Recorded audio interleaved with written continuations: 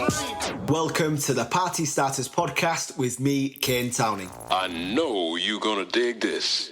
Hello, people, and welcome to the Party Starters podcast with me, Kane Towning. This guest is an artist manager. People ask, how do you get your music heard? How do you get a record deal? It is very much the dream for most artists. This guy signs record deals on a daily basis. In just 3 years, he's gone from having no acts to some of the world's hottest artists. Grime acts, DJs, singers, even film stars. When he tells you the list of people he looks after, you will be blown away. And it all started right here in Leeds. His first record deal was Darling. I'm going to let you hear the story. Listen in, you can really learn a lot from him. Welcome to the Party Starters podcast, Gov from Catalyst Management. How you doing? Yeah, that beard is coming along, innit? Thought you said you got a trim. I did. I had a haircut, but I kept the beard, didn't I? Yeah, am I joking? You look fresh, man. You look fresh. You look better than me. Shit. How's it all been for you? Yeah, it's hard. It's hard work, mate. Especially for people like us that we're out and about, constantly in different countries every week. Whether it's touring, shows, filming something, attending meetings, just being about, getting shit done. But it's given, there's positives and negatives, I believe. It's given me opportunity to really reevaluate my business, scale things down, thought processes, structures, things that we were doing previously that were unnecessary, and it gives you time to actually really think about it and think, hold on a minute, I was spending way too much money in that department, or I don't need that staff member because, actually can do it ourselves. So it's a good time for that rebalancing, restructuring, and rethinking. Do you know what I mean? Yeah, 100%. It's kind of like you've just been dragged out of the commotion and just can see the bigger picture. Yeah, no, definitely. But it's affected obviously our industry, music, entertainment, hospitality, dramatically. Lost lots of money this year. Had to move 3 big festivals that we had on in Portugal and Puerto Rico. We had Rolling Loud Europe, which we sold 55,000 tickets for. Wow. And then Afro Nation, which we sold, like nearly the similar amount, all having to move. It was going to be our most successful year as a company to date, to be honest with you. Album releases, Mist's album, Bangles album, we had everything ready.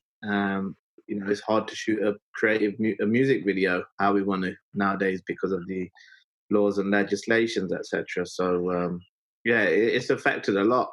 Really, it hit us hard in music and hospitality and events, as it would have with you guys and the clubs and festivals you lot run as well. Mm-hmm. How's it affected the music sales? Because I've seen you've released Mist's new track. Was that planned, or did you just do it during this lockdown period? It wasn't really planned like that. It was just we need to put music out for people to consume. Mist actually put a teaser of that record out a couple of weeks ago that went viral. So it was really the demand from the fans that kind of led to that release. Mm-hmm. So that's why we put it out. But I mean, at the start, streaming was low, but I feel like people are consuming music more and more. People are consuming in bodies of work more and more. But then, from the artist perspective, it's great. Yes, we put out music, but then you can't do all the other things around promoting a record that will magnify a release, that would, all the extra, whether it's appearances, shows, all the little creative things, meet fans and whatever, that would, radio, press, promo, TV, that would normally happen around a record. You can't do it. So it really shows, if you have a strong, loyal fan base, in this period, then they will keep you going, you know. So yeah, it's affected releasing music as well, most definitely. And nobody's in the labels either. Nobody's in the offices. You know, Apple, Spotify, Warner. No, they're all working from home. So you know, things take longer to process, essentially. So yeah, it's slowed things down a lot. So if you're sitting on music, is good, you know. Um, but yeah, it's a crazy place. Is that why you've held back from the Bangles album release? Yeah, you know, essentially we was going to plan like 4 to 5 big singles and big videos going into the album, have a monster campaign, you know.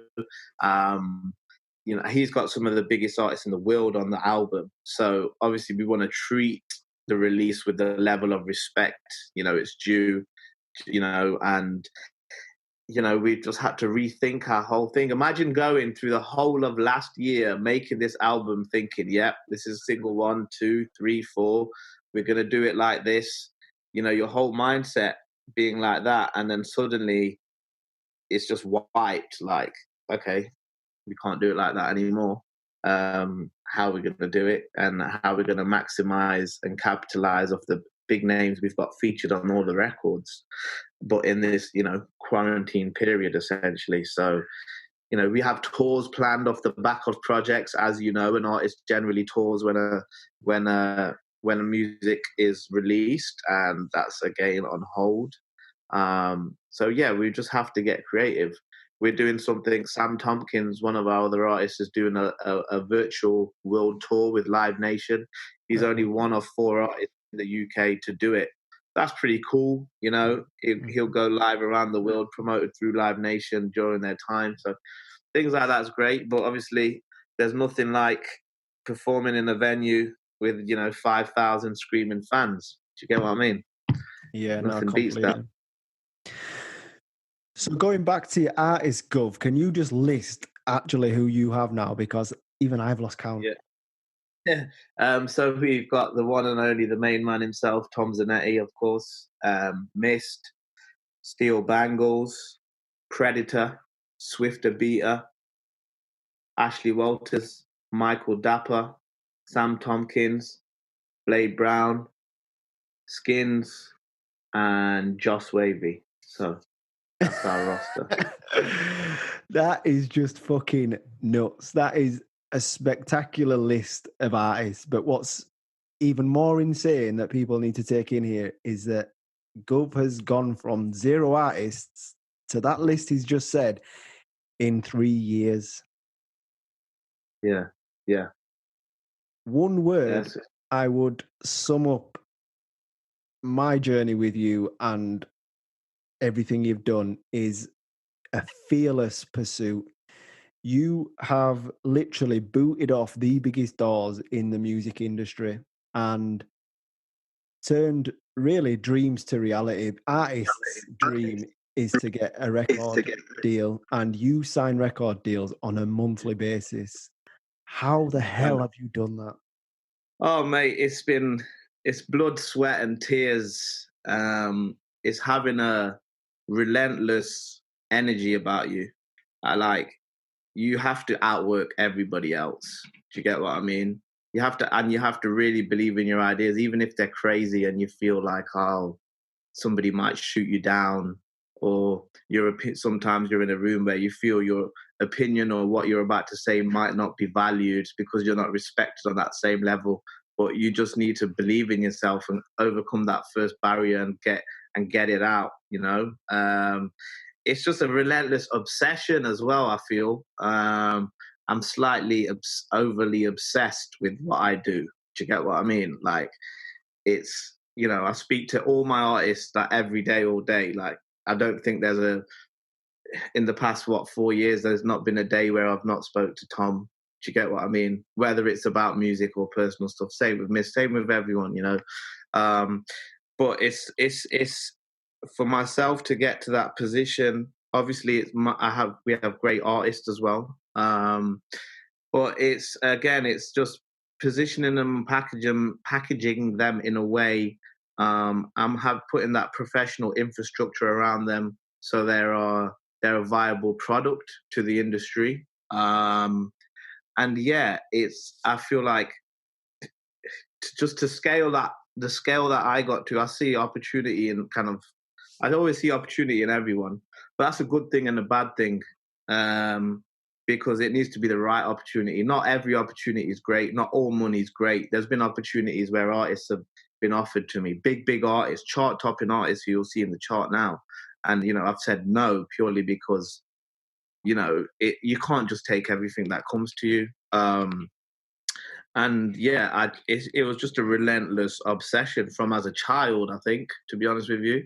Literally throughout uni and before uni and after uni, I would spend hours and hours and hours just studying like great marketing and music campaigns, studying, researching industry, studying the biggest producers, the execs, just great moves, how, the thought process behind brands doing collabs with artists, and just really kind of studying the game. In order to enter the game, you've got to be a student of it, and before I entered it, I didn't enter it blind.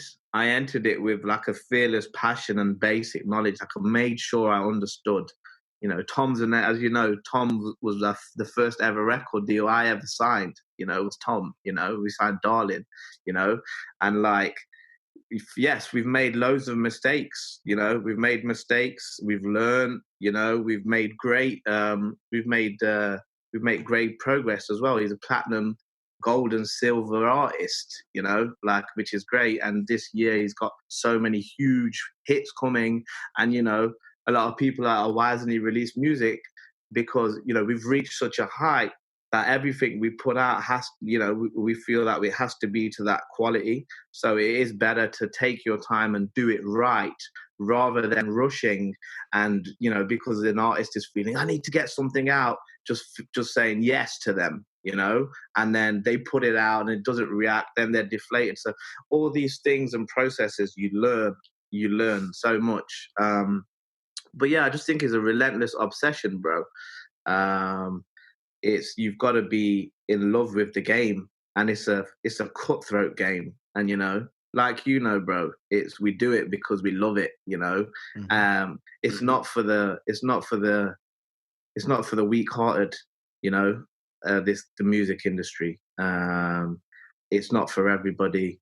You put 9 out of 10 people in our position, with what we started with and how we kind of grew into it, they'll fail. Do you get what I mean? Like, hands down. And that's not us being arrogant. That's just us being truthful. Do you get what I mean? Like, you've got to be a certain individual and possess certain mental capabilities to last in this game, because it is the most straining game. It's like I have 11 children and I don't have any children. Do you get what I mean? 11 big grown men as children, but it's the life we chose. And yeah, it's not for everyone, but we do it because we love it. And like I said, it's relentless obsession is what probably got me to where I got to. One thing you often mention, and I know Mist puts it in a lot of its tracks, and it's something Bangles touches on as well, is your vision. You had such a clear vision, and you turned that vision into reality. Is that a vision that you literally had from being a kid, and you've just manifested that? Because how you mentioned then about you studying the game, one thing I always remember with you, Gov, is that you was super on it with the legalities, and you was coming with contracts, and you was so confident in negotiating, and deals were getting put on the table, like when back in the Darling got signed, and you was brushing them off, and me and Tom were like, fucking sign it, just fucking sign it. And then you were like, no, hold out, and you literally had a feel of confidence to hold out, get the best deal. You didn't mind waiting, playing the game, and is that from you literally studying the game and knowing that you had to get these legalities right? The contract had to be right. You've always had a great lawyer by your side. Stuff that when you're first starting out, like I've never read a contract before I met you. You know, stuff like that. Is that from studying the game and knowing how to deliver? Yeah, it's from studying the game most definitely, but it's also from knowing your capability of your artist. Like I know how big Tom, and at the time I knew how big Tom could go. I saw it. Like we saw it. Like you guys both saw it, but you needed somebody else to see it with you. Do you get what I mean? And I remember coming to that first Insomnifest and like see Tom perform and see you guys perform, and I was like, is this fucking real? Like, mate, it was craziest shit I've ever seen in my life. And I just thought, like, you know, I feel like Tom has done so much for like northern culture and northern music. Also, both of you guys, because we weren't getting accepted in the industry. Like London didn't care about Tom. They didn't understand Tom Zanetti. They didn't care about Tom Zanetti or his sound, even though we had fucking statistics to back it up. Look at our views. Look at our engagement. Look how many tickets we sell. Like, are you guys crazy? Like, how do you not see this? And obviously, eventually, it's pounding the door. And, you know, we have two, you know, number one Ministry of Sound compilations with, you know, Sleeping is Cheating, you know, and things like that. So eventually, you believe it, people believe in you. But I mean, with the contracts and stuff, yeah, it's so easy for us all to get super excited and jump into a contract. But you know, 2 years later, you guys would be, you know, you guys would be hassling me like, mate, what the hell's going on? What are we in? So like, yeah, you got to be strong. And it was obviously the first bit of money we'd all have made in the music industry at that point. So of course we were all fighting like, let's get the check, let's go. But you know, you've got to start as you mean to go on. And I believe, you know, that set the kind of record straight. And yeah, I am interested in the legalities. I learn a lot from my lawyer. You know, I could fully have a full-blown conversation with any music lawyer in the world, you know, about terms and conditions. I can read a contract and fully understand it. But, you know, it's you've got to be interested, you know, you've got to have a passion for these things. But it is very important. And you know, I don't get it right all the time, bro. Do you get what I mean? There's some things I wished I never signed, you know, with other artists. At the time it was fitting, you know, but then, you know, we think, shit, we could have really done it ourselves, you know. So it's a catch-22, but yeah, it's you've got to be strong. You've got to hold your head strong. You know, don't jump in straight away to the first thing that comes to you. No way. Because if somebody sees some light in you, 9 times out of 10, somebody else will see some light in you as well. You know, the music industry is very small. If you're the hottest thing in Leeds, you're the hottest thing in Leeds to the whole industry. So they'll all be on you. So just take your time, is what I'd say. So going back to some of the deals that you maybe wish you haven't assigned or held out for a better deal, is there anything you'd change looking back? What would you say to the Gov first starting out? What would you do differently, if anything? What I'd do differently, I tell you what I'd do differently. When we first started, the business started making a shitload of money. I thought the money would come in abundance for not forever. But I thought, like, okay, we're good now. It's going to keep coming in. So I invested quite quick. Like I invested in my company scale up pretty quick to match the growth. But you know, there's a difference between being a music manager and a CEO of a business. They're two completely different things. Do you get what I mean? And you know, to be a music manager and a CEO of a business, very, very hard. Because building a business is, as you know, is fucking stressful, and dealing with staff is stressful. And then on top of that, you've got to manage an artist's creative direction and their business, and then the relationship with them. So what I would change is, you know, I think I made some errors in hiring wrong people at the start, and at a quick, too early pace, and move into an office, a bigger office, too quick. I wanted that feel, you know. So I feel like I scaled up maybe too quick than I needed, because I saw the money coming in, and I thought, okay, I can put somebody on a 30 grand wage here, 50 grand wage there, 40 grand wage there, and everything will just, kind of, so I feel like I scaled up maybe slightly too quick for my own good. And you lost a bit of like your creative actual management skills that you was actually good at. Yeah. For a good year, I'd say I lost that, definitely. And I had to focus so much on building the business and the management business that, my core thing in music management, I was leaving some essential parts of communication to other people who were just not me. Do you get what I mean? Mm-hmm. And so that's the lesson. And I realized that. It took me a year to realize that. And now I feel like I'm in the greatest place ever with all my artists. It was very stressful. I was going through a point where, I was probably, because I had to focus on my music business so much, I was, or not scared to talk to my artists, but like at some points, like shit, like I know I've not given them the attention they need. Mm-hmm. But at the same time, if I don't give the attention to my business, within the next 6 months and a year, my art is scaling up. My business won't be able to handle the growth. Do you get what I mean? So I had to build my business. So when we're at points like where we're at now, or just last year, we're able to handle the level of growth that our artists are getting to. Because there's no point me being a one-man band and my artist just going like this, and then all of a sudden it's a fucking shit show.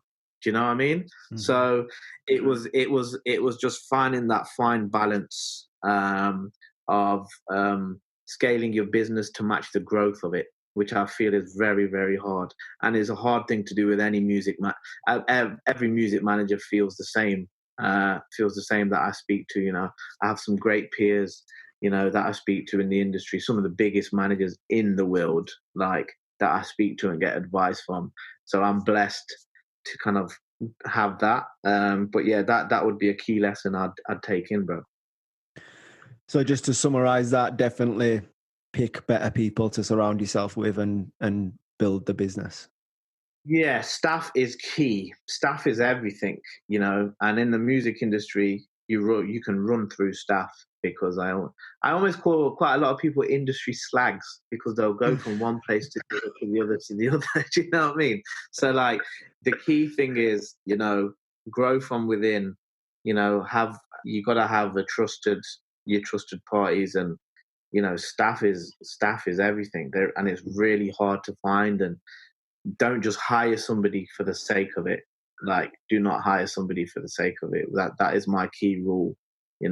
Like, ride it out, sweat it out, and you'll find the right person. And you get the right person, they will make you 10 times bigger and make themselves 10 times bigger. And that is key for music industry. And again, and you got to figure out in terms of what positions you're hiring. Like, if it's somebody that is going to be speaking to the artists, that's a very, very tough role to fill. Like for me, I've got a very great relationship with all my artists, but it's taken years and years of, going here, there, the other, all over the place, to build that trust, have that relationship, go through that experience with them, so you gain that trust. So yeah, that's one thing I'd say, bro. Brilliant. So there's going to be lots of artists listening who are desperate to get their music into the hands of someone like you. What's the best way for them to go about that these days? Oh, there's not a right answer. I know everybody can say, yeah, give you my email, but man, I'll get inundated with thousands and thousands of emails. And artists ask me all the time, like, they think, what do I need to do to get you to manage me, or how do I get a manager or how do I find a manager? And my response to them is always the same thing. Like, don't look for a manager. The manager needs to look for you. The manager needs to find you. Do you get what I mean? None of my artists have ever approached me for management. Do you get what I mean? I've always approached them, every single one of them, every single one of them. So like that, and that is big, and I feel like that's the key. You know, that's the key. You have to create a buzz yourself. It's very easy to create a buzz yourself now as an artist. Mm-hmm. Everything is accessible. You know, it's, you know, music studios, or, you know, you can hire a music studio for 20 quid. And if you've got your song and your production right, you can get it vocal, mixed, like, you can do it, you know. You can shoot a music video off an iPhone nowadays, you know.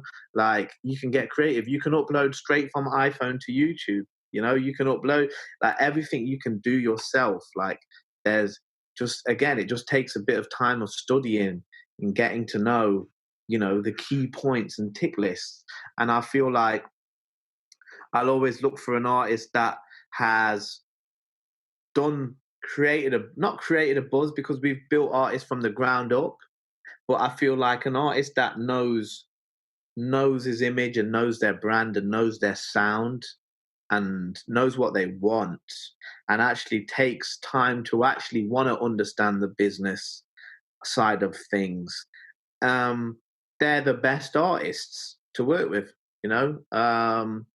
That knows every detail down to a T. I'll give you a classic example. Blade Brown and Sam Tompkins.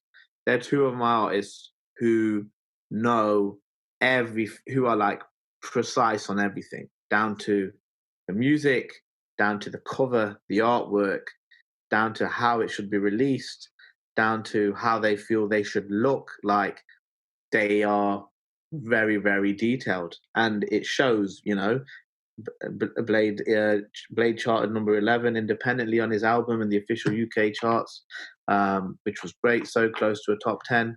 And, you know, Sam's one of the, you know, the biggest up-and-coming singer-songwriters in the UK, but it's because everybody knows their direction, knows their sound, knows their image. You know yourself before you want to get into a management situation. Like, really spend time coming to terms with who you are as an artist and what your sound is. Don't just be hearsay and be floating about. Just have it solid there, and that's your core unit kind of developed, and move from there. But to get and so, yeah, I'll hear about you. If it was meant to be, I'll hear about you, basically. Yep. And my ears to the streets everywhere. Do you get what I mean? You may not think, because you don't see it, or you don't see, you know, me liking something or messaging you, doesn't mean I'm not hearing it. I get sent music every day from all over the world. So that would be my advice. Yeah. So what you're saying is create so much noise that it's not a matter of if you're going to get heard or get seen. It's just a case of when. And that is such good advice, Gov, and pretty much what myself and Tom did. We created so much noise, and through working hard, you're not working hard just on a weekend or working hard on putting one track out and then sitting back. It's working hard every single day on your full package.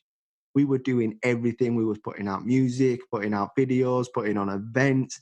We worked hard in every single department, every single day. And if you do that, you're giving yourself a better chance than the next person trying to do that. If you're truly working as hard as you possibly can, creating as much noise as you can, you don't have to go looking for management. You don't have to go looking for an agent. You don't have to go looking for a record deal. They will find you. You create enough noise, they will find you. Exactly. And then you're in the most powerful position. You're in the most powerful position, rather than you chasing a manager. You chasing a manager is not going to get you anywhere. I promise you that. I promise you that. It's not going to get you anywhere. Or chasing a record label is not going to get you anywhere. You need to be confident within yourself of what it is you're exactly doing and move from there. Brilliant. Gov, you have been fantastic. You've offered some real insight there, some real valuable information. I really do appreciate the time. I know you're a super busy guy. Can we leave with a classic Gov quote. Classic Gov quote. I know you got barrels of these. A classic Gov quote. I paid the cost to be the boss. Welcome to the Party Starters podcast with me, Kane Towning. I know you're gonna dig this.